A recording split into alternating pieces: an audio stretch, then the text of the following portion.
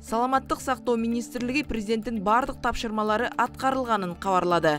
Маалыматтарга караганда жүрөккө операция жасаган оорукананын жандандыруу бөлүмүнө УЗИ аппараты орнотулду. Стерилизация бөлүмү борбордун жертөлөсүнө жайгаштырылып, ишке киргизилди. Борбор кошумча хирургиялык шаймандар топтоо менен камсыз болду. Операциялык бөлмөлөргө, жандандыруу жана башка бөлүмдөргө 4 жаңы кондиционер коюлган. Эскерте кетсек, 8 майда президент Садыр Жапаров диагностикалык борборго күтүүсүздөн барган. Анда чет өлкөдөн келген врач оорукананын талапка жооп бербегендигинен улам операция жасалган 3 наристенин өмүрүн сактап кала алган жокпуз деп айткан. Өлкө башчысы саламаттык сактоо министрин катуу тилдеп сөгүш жарыялап, маселени чечүүгө 2 күн убакыт берген.